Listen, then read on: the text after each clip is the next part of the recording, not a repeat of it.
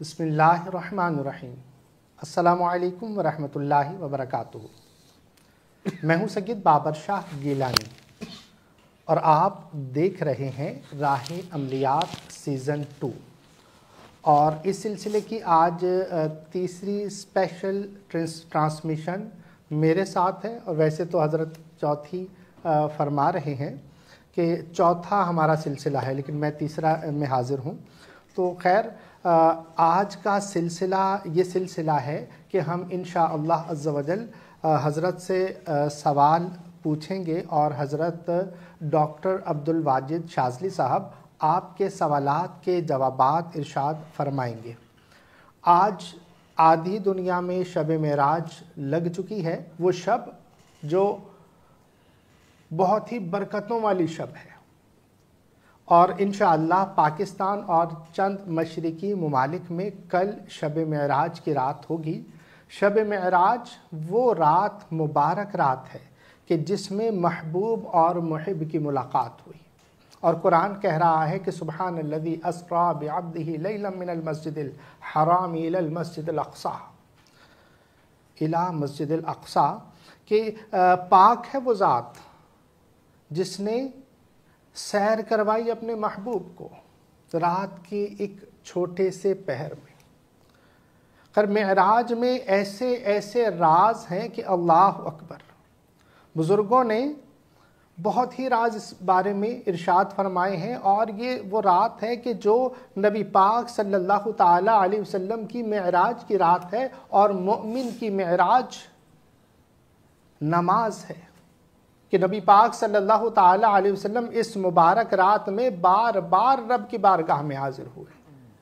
اور حضرت موسیٰ علیہ السلام، میں بہت مختصر کر رہا ہوں کیونکہ رونق محفل موجود ہیں، اور میں مختصراً اپنا پیغام دے کر حضرت کی طرف متوجہ ہوں گا کہ یہ وہ رات کہ نبی پاک صلی اللہ تعالی علیہ وسلم کئی مرتبہ اللہ کی بارگاہ میں گئے، اور ہم گناہ گاروں کے لیے سفارش کرتے رہے کہ میری امت اتنا نہیں پڑھ سکے گی، آخر میں ابتدا میں 50 نمازیں اور آخر میں 5 نمازیں لے کر نبی پاک صلی اللہ علیہ وسلم جب تشریف لائے تو موسیٰ علیہ السلام پھر فرماتے ہیں کہ آپ کی امت یہ بھی نہیں پڑھ سکے گی، تو نبی پاک صلی اللہ علیہ وسلم فرماتے ہیں کہ مجھے اللہ سے حیا آتی ہے۔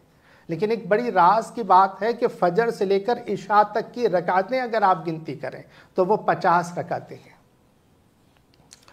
تو یہ معراج ہے مومن کی، اور مومن کی معراج ہے کیا کہ نبی پاک صلی اللہ تعالی علیہ وسلم سے محبت، نبی پاک صلی اللہ تعالی علیہ وسلم کے نقش قدم پر چلنا، کہ عرش سے نور چلا اور حرم تک پہنچا، سلسلہ میرے گناہوں کا کرم تک پہنچا، اور تیری معراج کہ تو جانے کہاں تک پہنچا، اور میری معراج کہ میں تیرے قدم تک پہنچا۔ اور یہ مومن کی معراج ہے کہ نبی پاک صلی اللہ تعالی علیہ وسلم کے قدمین شریفین، یہ ہے مومن کی معراج، اور اسی سے مومن کو قرار آتا ہے، اور یہی ہے مومن کے لیے اصل معراج۔ تو یہ بارگاہ وہ بارگاہ ہے کہ جس سے ہمارے سارے مسائل حل ہوتے ہیں، یہ وہ بارگاہ ہے کہ جس بارگاہ سے محبت اور الفت اور عقیدت، یہی ہے روحانیت کی ابتدا، یہی ہے روحانیت کی انتہا۔ صوفیہ آئے اور یہی پیغام دیتے ہوئے آئے کہ جناب اللہ کے محبوب صلی اللہ تعالی علیہ وسلم سے محبت کرو، کیونکہ یہ وہ بارگاہ ہے جو باب در یزداں ہے، کہ اللہ کی بارگاہ کا دروازہ۔ خیر، میں مختصراً عرض کر رہا ہوں کہ یہ وہ رات مبارک رات ہے، تو جن ممالک میں آج وہ رات لگ چکی ہے تو اس مبارک رات کو ضائع نہ ہونے دیجیے گا۔ نبی پاک صلی اللہ تعالی علیہ وسلم پر زیادہ سے زیادہ درود پاک پڑھ کر یہ رات گزاریے۔ اور حضرت نے کل تعلیم فرمایا سورہ توبہ کی آخری 2 آیتیں، تو وہ مبارک آیتیں، وہ محبت والی آیتیں کہ لَقَدْ جَاءَكُمْ رَسُولٌ مِّنْ أَنفُسِكُمْ عَزِيزٌ عَلَيْهِ مَا عَنِتُّمْ حَرِيصٌ عَلَيْكُمْ بِالْمُؤْمِنِينَ رَءُوفٌ رَحِيمٌ فَإِن تَوَلَّوْا فَقُلْ حَسْبِيَ اللَّهُ لَا إِلَٰهَ إِلَّا هُوَ عَلَيْهِ تَوَكَّلْتُ وَهُوَ رَبُّ الْعَرْشِ الْعَظِيمِ۔ تو یہ جو آیتیں ہیں یہ باقاعدہ ایک تصوف ہے، یہ اس بارے میں بھی حضرت سے ہم کچھ سوالات پوچھیں گے تو میں بہت ہی زیادہ مخل نہیں ہوں گا کہ یہ آج کی رات مبارک رات ہے. اس حوالے سے بھی حضرت سے ہم کچھ سوالات کریں گے اور میں متوجہ ہوتا ہوں ڈاکٹر صاحب کی جانب. حضور ڈاکٹر صاحب السلام علیکم ورحمۃ اللہ وبرکاتہ. وعلیکم السلام ورحمۃ اللہ وبرکاتہ. حضور آج کی رات بہت ہی مبارک رات ہے. کئی ممالک میں شب معراج لگ چکی ہے اور کئی ممالک میں شب معراج کل، جیسے ہمارے ہاں شب معراج تو کل ہے. حقیقتاً تو مومن کی معراج نبی پاک صلی اللہ علیہ وسلم کے قدمین شریفین ہیں، اور جو درود پاک پڑھتے رہتے ہیں اور ہدیہ درود پاک بھیجتے رہتے ہیں تو وہ تو روزانہ اپنی معراج حاصل کر رہے ہیں. حضور خیر اس رات کے حوالے سے کچھ تھوڑا سا ارشاد فرمائیے گا. آپ نے ماشاءاللہ کل سورہ توبہ کی 2 آیتیں، اور اس میں پورا تصوف ہے ان 2 آیتوں میں کہ قد جاءکم رسول من انفسکم عزیز علیہ ما عنتم حریص علیکم بالمؤمنین رؤوف الرحیم. اس کی اگر صوفیہ کی جو تفسیریں ہیں، اللہ اکبر کیا محبت والی گفتگو فرمائی. تو حضور ان جو آیتیں ہیں ان کا تھوڑا سا کچھ ارشاد فرما دیجئے، اور اس رات کو ہمیں کس طریقے سے گزارنا چاہیے یہ ارشاد فرمائیے گا. پھر میں اگلے سوال لے کر حاضر ہوتا ہوں. بسم اللہ الرحمن الرحیم. سب سے پہلے تو تمام چاہنے والوں کو السلام علیکم ورحمۃ اللہ وبرکاتہ، اور میرے تمام چاہنے والوں کو شب معراج بہت بہت مبارک ہو. اور معراج، شب معراج جو نصیب صرف اور صرف اسی ہی امت کے حصے میں آئی، اسی امت کے نصیب میں آئی. اس سے پہلے کبھی کسی کو، کسی بھی قوم کو، کسی بھی امت کو یہ نعمت نہیں ملی. وہ نعمت کہ جس نعمت کے بارے میں سرکار دو عالم صلی اللہ علیہ وآلہ وسلم کا فرمان عالی شان ہے کہ نماز مومن کی معراج ہے. معراج بیسیکلی ایک سفر ہے، کہ وہ سفر کہ جو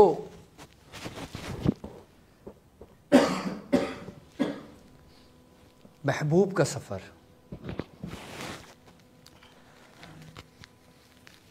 اب یہی اگر اس کو ہم روحانی اعتبار سے دیکھتے ہیں، اگر ہم اپنی دنیا کو دیکھتے ہیں، اگر ہم اپنی روحانیت کو دیکھتے ہیں، اگر ہم اپنے مقصد کو دیکھتے ہیں، ہم کس راہ پہ چل رہے ہیں، ہم کس راہ کے مسافر ہیں، ہم کس منزل کی طرف آگے بڑھ رہے ہیں. کیا ہمارے ساتھ ہمارے شیخ محترم موجود ہیں؟ کیا ہمارے پاس دین اسلام کی تعلیمات موجود ہیں؟ کیا ہم نے شریعت کی رسی کو مضبوطی سے تھامے ہوئے ہیں؟ کیا ہم طریقت کے رستے پر چل رہے ہیں؟ تو گویا جب ہمارا یہ سفر چل رہا ہے تو اس سفر میں اگر ہم اپنے نمازوں کی حفاظت کرتے ہیں، اپنے روحانیت کی حفاظت کرتے ہیں، تو گویا اس کا انتہا یہ ہے کہ ہم اپنے مقصد کو پا لیتے ہیں. مقصد کو پا لینا یعنی کہ اللہ تبارک و تعالیٰ کا قرب حاصل ہو جانا. کیونکہ فرمان عالی شان ہے کہ جب تم نماز پڑھو تو اس طرح پڑھو کہ تم اپنے رب کو دیکھ رہے ہو. سبحان اللہ. اور اگر ایسا نہیں کر سکتے تو گویا یوں کرو کہ تمہارا رب تمہیں دیکھ رہا ہے. سبحان اللہ. نماز بیسیکلی رب سے ملاقات اور دیدار الہی کا نام ہے. جب انسان کو ایسی کیفیت حاصل ہو جاتی ہے تو اس کو اس کی معراج حاصل ہو جاتی ہے. سبحان اللہ. اور یہ معراج بغیر شیخ کی تربیت کے ناممکن ہے. سبحان اللہ. سبحان کیوں؟ کیوں؟ کیونکہ فرمان ہے، بزرگ فرماتے ہیں کہ عالم کی 2 رکعت نماز نفل جاہل کی 100 رکعت نماز نفل سے بہتر ہے. سبحان اللہ. سبحان اللہ. کیونکہ عالم جب نماز پڑھتا ہے تو وہ پورے لوازمات کے ساتھ پڑھتا ہے، خشوع خضوع کے ساتھ پڑھتا ہے، اہتمام کے ساتھ پڑھتا ہے. سبحان اللہ. ایک ہوتے ہے نماز پڑھنا، ایک ہوتی ہے نماز قائم کرنا. عالم، بزرگ، شیخ نماز قائم کرتا ہے اور باقی ہم جیسے لوگ نماز پڑھتے ہیں خالی. جبکہ ہمیں قرآن میں حکم نماز قائم کرنے کا ہے، واقعی الصلاۃ، کہ اور نماز کو قائم کرو۔ نماز قائم کرنا اور نماز پڑھنا دونوں میں فرق ہے، دونوں میں فرق ہے۔ اور مطلب یہ جو آپ فرما رہے ہیں کہ معراج پہنچنے تک یہ شیخ کی ضرورت پڑتی ہے، یہ سفر ہے کہ وہ جو اکثر شعر پڑھتا ہوں میں کہ یوں ہی اللہ اللہ کیے جانے سے اللہ نہ ملے، یہ اللہ والے ہیں جو اللہ سے ملا دیتے ہیں۔ اور شب معراج آج کی شب جن جن لوگوں کو نصیب ہوئی ہے، جو لوگ ہمارے ساتھ جڑے ہیں، میں ان سے یہی کہوں گا کہ اگر اللہ آپ کو توفیق دے، آپ صحت مند ہیں، تو نوافل کا اہتمام کریں۔ فرض کی ادائیگی کے بعد نوافل کا اہتمام کریں، اور اس کے بعد وقت ملتا ہے تو سورہ توبہ کی آخری 2 آیات 92 مرتبہ ضرور پڑھیں، 27ویں شب، 28ویں شب اور 29ویں شب کو 92 مرتبہ، اور پھر اللہ کے حضور اس آیت کے وسیلے سے جو مانگیں گے نا، اللہ رب العزت آپ کو عطا فرمائے گا۔ بہترین عمل شاہ صاحبی شب معراج کا۔ سبحان اللہ، سبحان اللہ۔ اور اپنی ہر رات ایسی گزارو کہ جیسے ہر رات کی تم کسی نہ کسی کا اہتمام کرتے ہو۔ سبحان اللہ، سبحان اللہ۔ مطلب ایک یہ والا جو وظیفہ ہے اس کو تو ضرور کر لیں، بالکل ضرور کرنا چاہیے۔ سبحان اللہ۔ اچھا حضور، کیونکہ ابھی ہماری کچھ ٹرانسمیشن پہلے گئی ہے کہ جس میں نے نماز کے طریقہ کار سمجھائے۔ کون سی ویڈیو میں ابھی میں نے تفصیل سے بتایا تھا نماز کے ہی متعلق، جو پوری گفتگو بتائی تھی میڈیکل کے اور سے اور سائنس کی، اس سے روحانیت کے، اس میں پوری نماز کی جو روحانی اور جو باطنی کیفیات ہیں نا، وہ اس میں نے بیان کری تھی۔ سبحان اللہ۔ اگر اس پہ ہی صحیح طریقے سے انسان عمل کر لینا تو اس کو معراج حاصل ہو جائے۔ سبحان اللہ۔ حضور خیر، شب معراج کو اللہ تبارک و تعالی خیر ہمیں یہ شب معراج نصیب ہوئی ہے، وہ آئندہ یہ شب نصیب ہو نہ ہو کس کو معلوم، کیا زندگی کا بھروسہ، اللہ نصیب کرے، اللہ پاک نصیب کرے۔ تو جن کو یہ مبارک لمحے میسر آ گئے تو انہیں چاہیے کہ زیادہ سے زیادہ سورہ توبہ کی آخری دعا، سورہ توبہ کی، اور جو لوگ اگر مسجد نبوی میں ہیں تو مسجد نبوی کے اندر بیٹھ کر حضور کی بارگاہ میں پھر پڑھیں، کیا ہی سرور ہے اس کا، پھر کیا ہی کیفیت ہے اس سے۔ سبحان اللہ، سبحان اللہ۔ حضور خیر وہ سوالات کمنٹ سیکشن میں جو سوالات ہیں اس حوالے سے خیر سوال ایک ہے کہ یہ روحانی قلعہ بندی یہ کیا ہوتی ہے؟ روحانی قلعہ بندی کیا ہوتی ہے؟ دیکھیں، ایک ہوتا ہے حصار، حصار، ٹھیک ہے، ایک ہوتا ہے قلعہ بندی، صحیح، ٹھیک ہے۔ اب حصار وہ ہوتا ہے کہ جو ہم پڑھ کے اپنے اوپر دم کر لیتے ہیں یا اپنے بچوں پر دم کر دیتے ہیں، ہم اس کو پھونک، ہاں حضور یہ حصار ہوتا کیا ہے؟ میں کہ بہت سارے لوگ ہیں جن کو حصار کا بھی نہیں پتا ہوگا کہ حصار ہے کیا۔ حصار تو وہ ہے نا کہ سرکار دو عالم صلی اللہ علیہ وآلہ وسلم کے فرمان علی شان ہے، آپ نے فرمایا جو شخص صبح و شام آیت الکرسی پڑھ لیتا ہے وہ سارا دن رب کی پناہ میں آ جاتا ہے، اس کی حفاظت میں آ جاتا ہے۔ سبحان اللہ۔ یعنی کہ حفاظت میں آنا، حصار مینس پروٹیکشن، پروٹیکشن ہو گئی، صحیح، ٹھیک ہے۔ ایک حصار وہ ہوتا ہے کہ جو ہم پڑھتے ہیں، ہم حصار کرتے ہیں، صحیح، ٹھیک ہے، ہم نے مثال کے طور پہ اپنے بچوں پہ آیت الکرسی پڑھ کے دم کر دیا، صحیح، یہ حصار ہو گیا، ٹھیک ہے، ٹھیک ہے۔ اب قلعہ بندی کیا ہے؟ قلعہ بندی یہ ہے کہ ہم اس کو روحانی مخلوقات کے ذریعے کسی کی ڈیوٹی لگانا، صحیح، روحانی مخلوقات کے ذریعے کسی کی ڈیوٹی لگانا۔ اچھا، حصار پڑھ کے کیا جاتا ہے لیکن حصار قائم نہیں ہوتا، لیکن جب یہی حصار قائم ہو جائے تو یہ قلعہ بندی میں منتقل ہو جاتا ہے۔ یہ حصار جب قائم ہو جائے، قائم ہو جائے، جسے نماز پڑھنا اور قائم کرنا، صحیح، حصار کرنا اور حصار کو قائم کرنا۔ حصار کر دیا ہم نے، لیکن قائم اس کو کس صورت میں کریں گے؟ قائم ہم کیسے کریں گے کہ ہم نوری مخلوقات جیسے موکلان ہو گئے، جنات ہو گئے، نیک جنات ہو گئے، ہم نے ان کی ڈیوٹیاں لگا دیں۔ اچھا، یہ پڑھائی کے ذریعے کیا جاتا ہے، صحیح، اس میں پڑھائی کے ذریعے کے ساتھ ساتھ اس میں ان کے لوازمات بھی ہوتے ہیں، ان کا توشہ بھی ہوتا ہے، صحیح، ان کے صدقات بھی ہوتے ہیں، صحیح۔ اس میں سامان کا بھی استعمال کیا جاتا ہے۔ مطلب نارملی حصار میں اور روحانی قلعہ بندی میں فرق یہ ہے کہ جو پڑھ کر ہم نے کسی کو بند کر دیا یا اپنے گرد ایک دائرہ لگا دیا تو وہ حصار ہو گیا.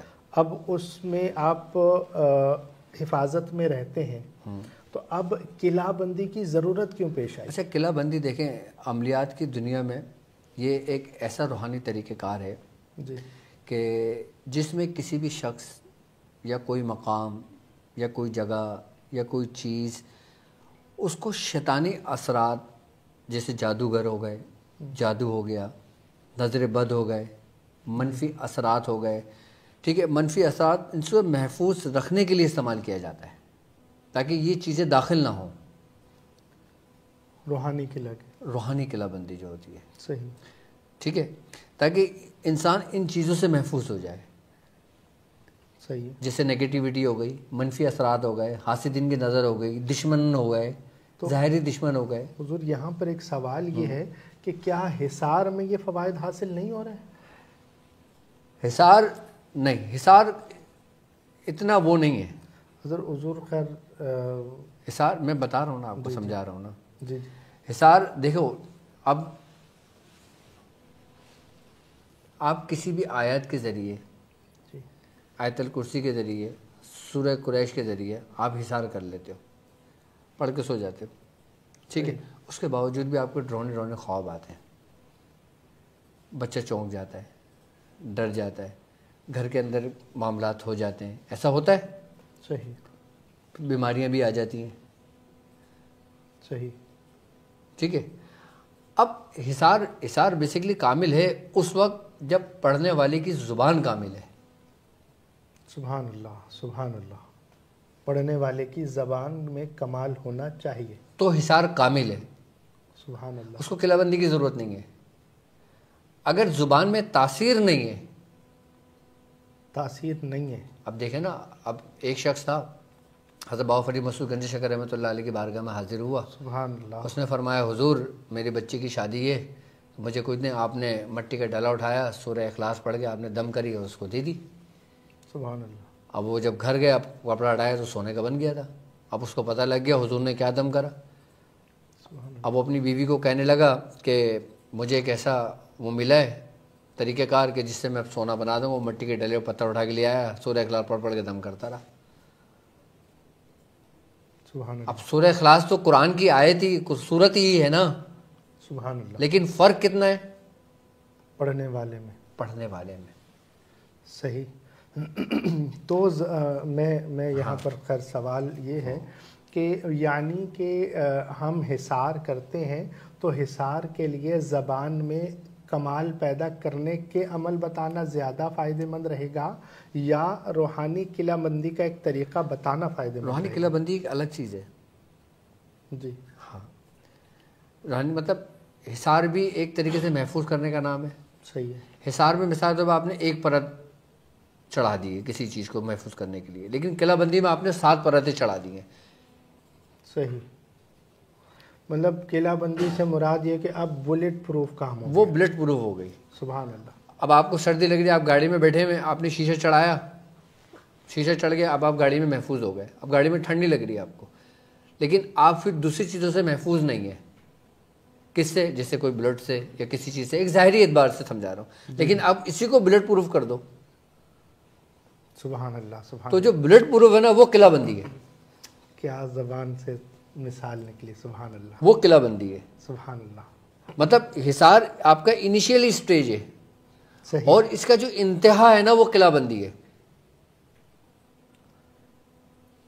سبحان اللہ. یعنی حصار شیشے کا ہے اور قلعہ بندی جناب اب وہ سیسا پلائی دیوار. وہ سیسا پلائی دیوار ہے. سبحان اللہ. سبحان اللہ. تو یہ فرق ہے حصار اور قلعہ بندی میں. اچھا، قلعہ بندی کے اندر باقاعدہ طور پہ جو نوری مخلوقات ہوتی ہیں، موکلان ہوتے ہیں، ان کی باقاعدہ طور پہ ڈیوٹی لگائی جاتی ہے. قلعہ بندی ہر بندہ نہیں کر سکتا، ہر عامل بھی نہیں کر سکتا. صحیح. ہر عامل بھی نہیں کر سکتا، ہر روحانی معالج بھی نہیں کر سکتا. وہی کر سکتا ہے کہ جس کو قلعہ بندی کے طریقہ کار معلوم ہے، وہی کر سکتا ہے جو باقاعدہ طور پہ ڈیوٹیاں لگوانا جانتا ہو.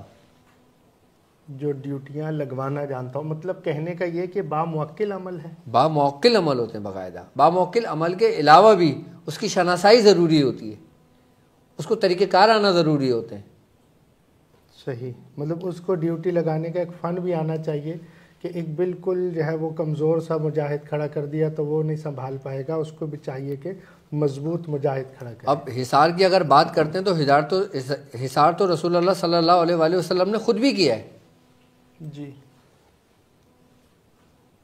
مجھے ایک واقعہ یاد آیا کہ سرکار دو عالم صلی اللہ علیہ وآلہ وسلم ایک صحابی کے ساتھ جب آپ ایک جنگل سے گزر رہے تھے، آپ نے ایک مقام پہ رکے، آپ نے ایک دائرہ کھینچا اور ان صحابی رسول کو کہا کہ تم اب باہر نہیں نکلنا جب تک میں واپس نہ لوٹوں. اب جب آگے نکل کے گئے تو آپ قوم جن سے آپ کی ملاقات ہوئی تھی.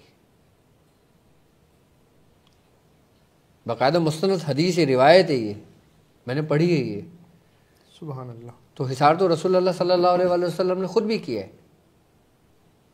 اچھا، حصار کے اندر ہم وہ دعائیں پڑھتے ہیں یا ہم وہ آیتیں پڑھتے ہیں کہ جس کے اندر حفاظت کے لیے ہو، جیسے آیت الکرسی ہے، جی جیسے سورہ فلق و سورہ ناس ہے، صحیح. جیسے سورہ قریش ہے، جیسے فاللہ خیر حافظ والی آیتیں ہیں.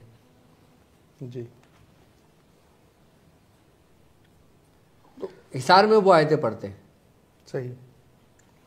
لیکن قلعہ بندی کے اندر مخصوص اعمال ہوتے ہیں، قرآنی اعمال ہوتے ہیں.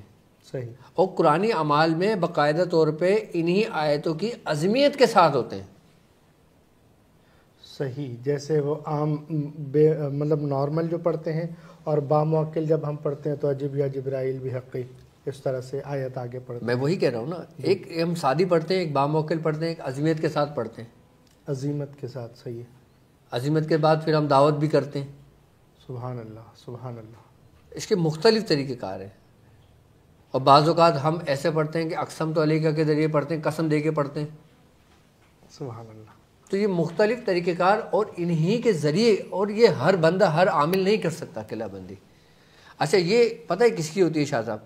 یہ ہر بندے کی بھی نہیں کی جاتی. اچھا، ہر بندہ کر بھی نہیں سکتا اور ہر بندے کی بھی نہیں جاتی. اب جادو ہر بندے کے اوپر تو نہیں ہے. صحیح ہے. اب شیاطینی دشمن، جناتی دشمنی ہر ایک کے ساتھ تو نہیں ہے، ورنہ جناتوں کی دشمنی تو نسلوں میں چلتی ہیں. صحیح. بھائی مثال کے طور پہ میں نے شریر جنات کو مار دیا، شیاطین جنات کو میں نے جلا دیا. صحیح. اب اس کی جو پوری قوم ہے وہ تو میرے پیچھے پڑی نا.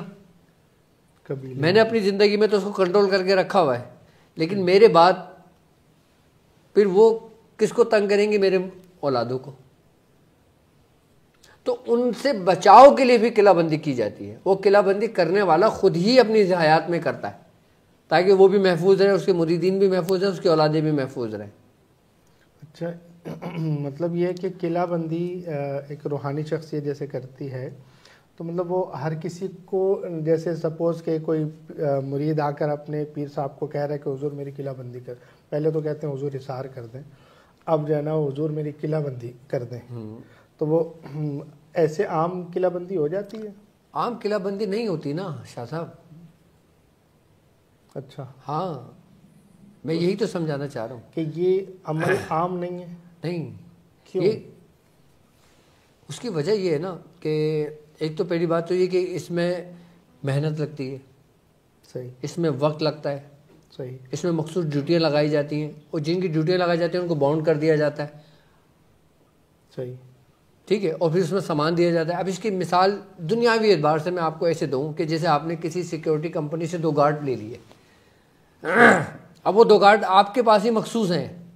صحیح. اب وہ کوئی کام نہیں کریں گے، اب وہ آپ کی حفاظت کے لیے مامور ہیں. اب آپ ان کو کھانا بھی دو گے، اب آپ ان کو پینا بھی دو گے، آپ ان کو اپنی حفاظت کے لیے بھی رکھو گے. صحیح.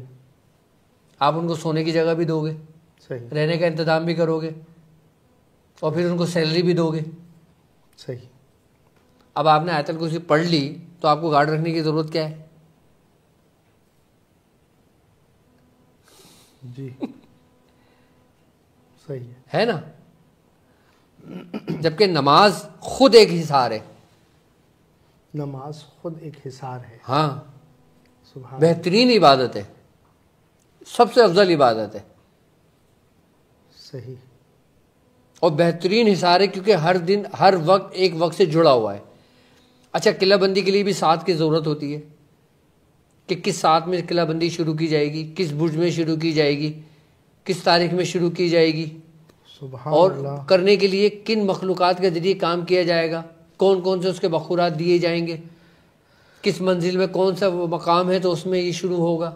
سبحان اللہ سبحان اللہ. حضور آپ نے باتوں ہی باتوں میں ایک ایسا نقطہ بیان کر دیا کہ سبحان اللہ. ایک سوال پیدا ہو رہا تھا نا کہ جب حصار میں ہم جب پڑھتے ہیں حصار تو اللہ کے فرشتے ہماری حفاظت کر رہے ہیں. بالکل. اس میں یہ ذہن میں آ رہا تھا کہ جب اللہ کے فرشتے حفاظت کر رہے ہیں تو آپ کو پھر موکلان کی طرف جانے کی کیا ضرورت ہے, فرشتے تو سب سے اعلیٰ ہیں. بالکل بے شک. تو آپ نے وہ نقطہ جو بیان کیا کہ جب ایسا ہی ہے تو پھر آیت الکرسی پڑھ کے پھر گارڈ کیوں رکھتے ہو بھائی؟ آیت الکرسی پہ یقین نہیں ہے, اللہ کے فرشتے زیادہ طاقتور ہیں, لیکن آپ گارڈ رکھتے ہو. بالکل رکھتے ہیں. تو مطلب ایسے پروٹیکشن کی ضرورت رہتی ہے کہ اللہ کے کلام سے بھی پروٹیکشن ہے, اور یہ باقاعدہ طور پر اللہ کا کلام پڑھ کر اللہ کی مخلوق کی ڈیوٹی لگانا ہے. وہ مسبب الاسباب ہے, سبب تو وہی پیدا کرتا ہے نا. سبحان اللہ. اب تم سخت سردی کے اندر یہ لباس پہن کے چلے جاؤ, کہنا میں تو اظہار کر لوں گا, دم کر لوں گا, سردی نہیں لگے گی مجھے, تھوڑی دیر بعد تمہارا کیا حال ہوگا؟ سبحان اللہ سبحان اللہ. اور اگر تم پورا اہتمام کر کے انتظام کر کے اپنے آپ کو پورا محفوظ کر کے برف باری میں چلے جاؤ, آپ سخت سردی میں چلے جاؤ. صحیح. اصل میں قلعہ بندی, لوگ قلعہ بندی کو میں یہ بات بڑے اس سے میں کہہ سکتا ہوں وثوق کے ساتھ کہ قلعہ بندی آج کے دور میں مشکل ہے کوئی کرے. آج کے دور میں قلعہ بندی مشکل ہے. ہاں, مطلب اس کے ماہرین ہیں ہی نہیں. کیوں؟ کیونکہ یہ ایک فن ہے. فن ہے. ہاں صحیح. اس میں باقاعدہ طور پہ کچھ ایسی اجزاؤں کی ضرورت پڑتی ہے جو انہوں نے سنے بھی نہیں ہوں گے. صحیح. ہم نے اپنے مرشد کے ساتھ وہ وقت گزارا ہے کہ جب ان کی جوانی عروج کی تھی, سبحان اللہ, اور ہمارا لڑک پن تھا, جو ہمارا کھیلنے کے دن تھے نا, ہم ان کی حفاظت کے لیے, ان کی حفاظت سے مراد میرا یہ ہے کہ ان کے سامان کے لیے, ان کی خدمت کے لیے ہم مامور ہوتے تھے. سبحان اللہ. وہ اندر پڑھائی کر رہے ہوتے تو باہر ہم مرغی لے کے بیٹھے ہوتے تھے. اللہ اکبر. اب میاں حضور کی پیدائش 1960 کی ہے. سبحان اللہ. سن 2000 میں میاں کتنے سال کے تھے؟ 40. اور میں کتنے سال کا تھا؟ 82 سے لگائیں 18 سال. اور میں 16 سال کی عمر میں اس راستے پر آیا تھا. اس وقت مجھے 2 سال ہو چکے تھے. ابھی میری عمر 40-42 سال ہے. سبحان اللہ. تو میاں حضور اس وقت ریاضت پہ ہوتے تھے, عمل پہ ہوتے تھے. اب نہیں بتاتے میاں حضور, میرے مرشد نہیں بتاتے, کسی کو بھی نہیں سمجھاتے. بس وہ کہتے ہیں کہ دعا کرو بھائی, یہ کر لو, یہ پڑھ لو, یہ ہو گیا, یہ کر لو, یہ کر لو, یہ پڑھ لو, یہ کر لو. بس سکھائیں گے نہیں, کیونکہ سکھانے کے لیے آپ کے اندر جستجو ہونا چاہیے, آپ کے اندر جذبہ و جنون ہونا چاہیے. زبردستی نہیں سیکھ سکتے آپ, زبردستی نہیں سکھا سکتے. میں اپنی اولاد کو اگر چاہوں نا زبردستی کرانا, میں نہیں کرا سکتا اپنی اولاد کو. صحیح. اگر اس میں شوق نہ ہو تو. مطلب اس میں طلب ہونی چاہیے. طلب ہونی چاہیے. لیکن حضور یہ جو دور ہے یہ شارٹ کٹ کا دور ہے, ہر چیز میں شارٹ کٹ ہے. تو جبھی تو فائدے بھی ایسے ہی ہو گیا, پھر نفع بھی پھر یہی ہے. پھر تھوڑی دیر کا ہوا, پھر اس کے بعد دوبارہ وہی ہو گیا. تو کیا کیا جائے؟ مطلب آپ اپنے جو شاگرد ہیں, اپنے مریدین ہیں, اپنے چاہنے والوں کو قلعہ بندی کا کوئی عمل تعلیم فرمائیں گے, کوئی محنت والے؟ میں قلعہ بندی سکھاؤں گا. ابھی ہماری انشاءاللہ رمضان میں ٹرانسمیشن ہوگی نا, آپ میرے ساتھ ہوں گے. سبحان اللہ. تو انشاءاللہ تعالیٰ قلعہ بندی کیوں ضروری ہے, کس لیے, کیا کیا کرتے, کیا کمال لگتا ہے, کس طرح کی جاتی ہے, اس کی پوری میں آپ کو انشاءاللہ تھیوری دوں گا اس کی. سبحان اللہ. حضور ایک چیز. ہاں جی بولیں. جی آپ. جی. اگلا سوال یہ کر رہا تھا میں, آپ کچھ معلومات دے رہے تھے تو میں اگلا سوال، خیر قلعہ بندی جو ہے، جو آپ نے یہ پروٹیکشن کا ایک طریقہ، ایک خاص طریقہ جو آپ فرماتے ہیں، کیا یہ توڑی بھی جا سکتی ہے؟ اس کو عبور کیا جا سکتا ہے؟ ایک بات یاد رکھنا کہ قلعہ بندی کو توڑنا اتنا آسان نہیں ہے. مطلب ممکن ہے لیکن آسان نہیں. ممکن ہے، آسان نہیں ہے. اب جیسے مثال کے طور پہ آپ نے دیکھا ہوگا نا کہ دشمنوں سے حفاظت کے لیے لوگ بڑے بڑے قلعے بنا لیتے ہیں. صحیح ہے. جب جنگیں ہوتی تھیں تو سب سے زیادہ وقت کہاں لگتا تھا؟ قلعے کی دیواریں توڑنے میں. صحیح. لیکن ٹوٹ جاتی تھی. سبحان اللہ. وہ اسی طریقے ہیں یدرککم الموت ولو کنتم فی بروج مشیدہ، کہ تمہیں موت پالے گی اگرچہ بڑے بڑے قلعوں میں تم منتقل ہو جاؤ، داخل ہو جاؤ، چھپ جاؤ، کچھ بھی کر لو. اچھا، قلعہ بندی کو بیسیکلی کہتے ہیں یہ نورانی دیواریں بن جاتی ہیں انسان کے ارد گرد. نورانی دیواروں کا حصار. ہاں سبحان اللہ، کیا بات ہے. اب نورانی دیواروں کے حصار کو توڑنا کوئی اتنا آسان نہیں ہے.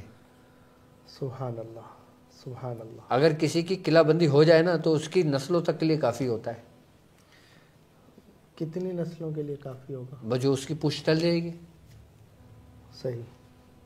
لیکن اس کا اثر پھر اس کی اولادوں تک رہتا ہے. مطلب بعض بزرگ فرماتے ہیں کہ 7 نسلوں تک. 7 پشتوں تک. صحیح. سبحان اللہ. اس کا اثر رہتا ہے اس کا.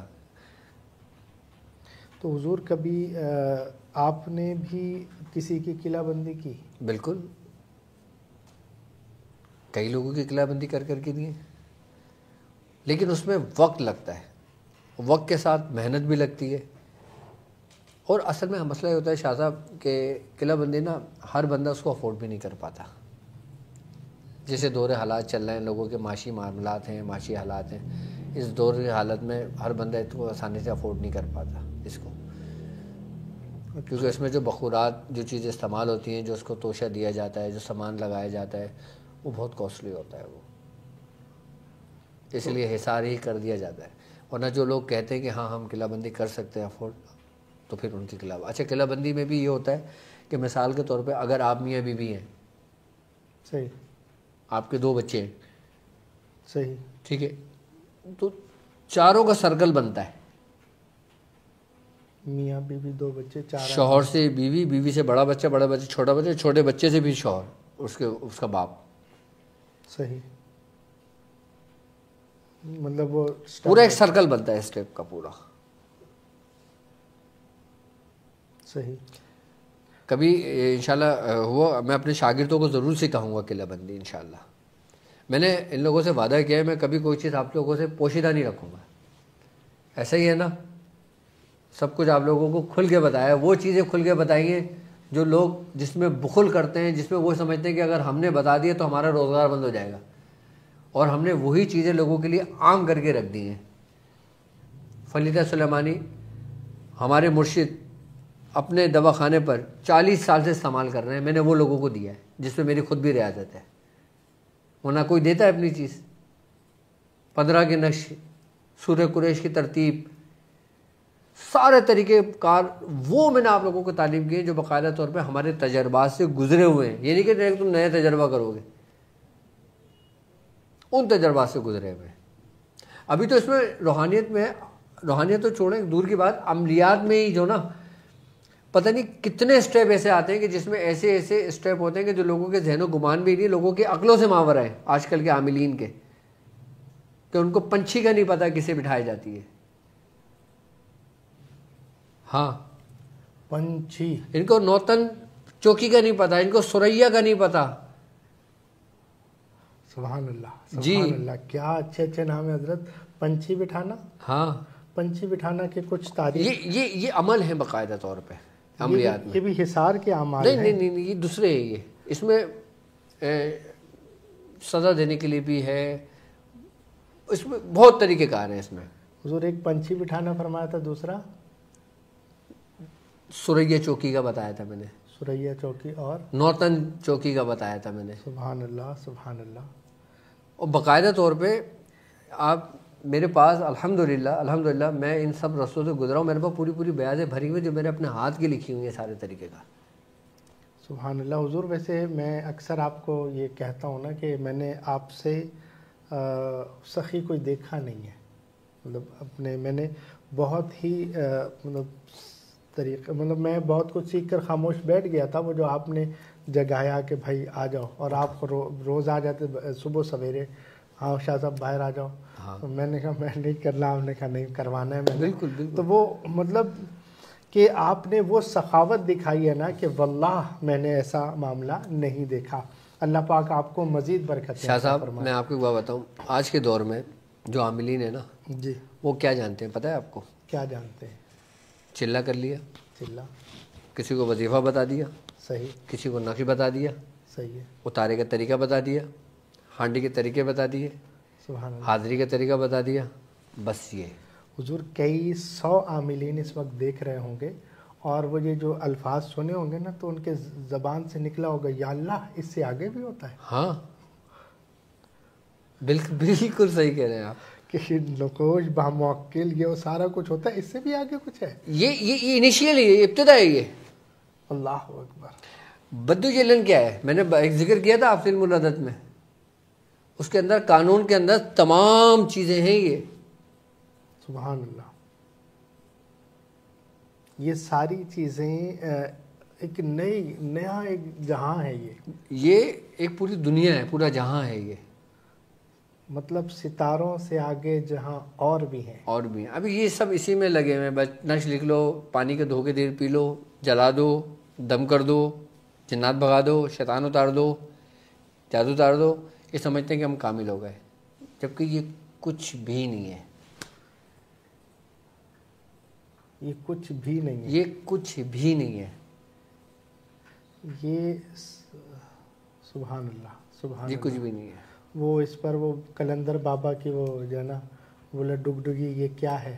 بولا یہ میرا تماشا ہے. تماشا ہے. اور پھر وہ بابا جی نے جو تماشا دکھایا تھا کہ پورا بادشاہ بن گیا، سارا کچھ ہو گیا، واپسی آیا، وہ میری سلطنت. بولے یہ کیا تھا؟ وہ بولے یہ میرا تماشا تھا. بالکل ایسا ہی ہے، بالکل ایسا ہی ہے. لیکن ہاں یہ ہے کہ جس میں جستجو ہے، جس میں شوق ہے، وہ میرے ساتھ چل رہا ہے اور قدم بہ قدم چل رہا ہے. تو ایسا کہا جا سکتا ہے کہ جسے زندگی ہو پیاری وہ یہیں سے لوٹ جائے، یا زندگی خوشحال ہوگی؟ نہیں یہ